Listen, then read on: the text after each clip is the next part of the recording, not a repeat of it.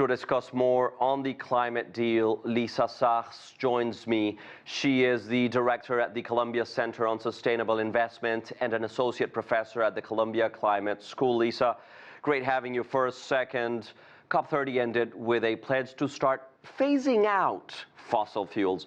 How realistic is this?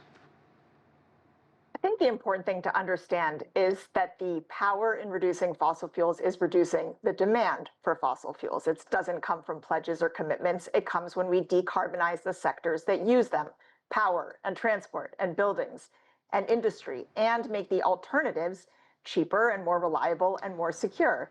When those transitions happen, then fossil fuel demand drops on its own. And that's already happening in many places because these new cleaner technologies are cheaper, they're more efficient, they're more secure, they're more reliable. So it's happening. And I think the important thing to really take away is that public and private actors can accelerate that without waiting on the geopolitical commitments. The interest of most of the world in phasing out, that's good. Now let's decarbonize the sectors and that will reduce the demand. And at the same time, wealthy countries promised real money for climate action. When does promise actually means cash?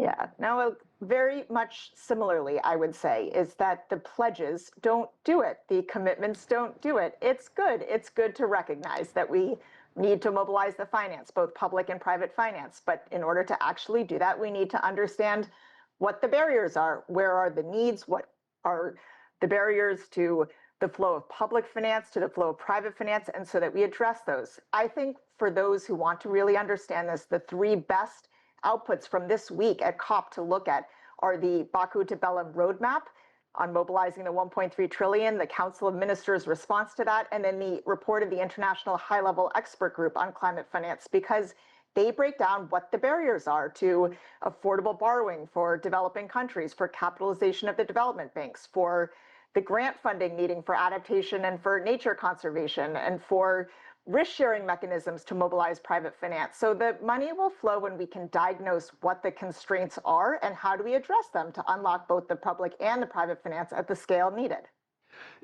I want to go exactly into that. What are the critical points that we have to address immediately to make this possible, to make the finance, the funds, everything possible? I would say one of the most decisive cross-cutting imperatives is to lower borrowing costs for developing countries. Right now, the cost of capital in developing countries is much higher than in the developed world. That's true for sovereign borrowing for the countries themselves and for the financing of any projects that take place within those countries. And when the cost of borrowing is high, it means that all of these critical investments that needed are prohibitively expensive. We know the reason that the borrowing costs are high. It's a combination of misperception of risk. There are structural barriers that are absolutely solvable by the international community. And those are laid out in those reports that I mentioned. So I would say the first and most important thing is lowering the borrowing costs. The second thing I would say is focusing on the actual roadmaps, the national, regional, and sectoral roadmaps. What does the transition look like? And what needs to be in place to make projects financeable? We often start from the top down, commitments, pledges, even NDCs are top down. What do we actually need to finance so that we know how to make them financeable? So just to try and break this down a bit, each country would have a very different set of requirements, because if you go from the bottom up, you're pretty much changing everything, right? Exactly. They'll look similar, but we need to know what we're trying to achieve and what are the barriers to getting there. What does a clean energy system look like in each country? What is the transition for mobility? That's exactly right. We need to have a national and a regional sense of what are we actually trying to achieve so that we can understand how do we make those financeable. That's exactly right, what you said. Lisa Sachs, thank you very much for your time and valuable insights. Great having you.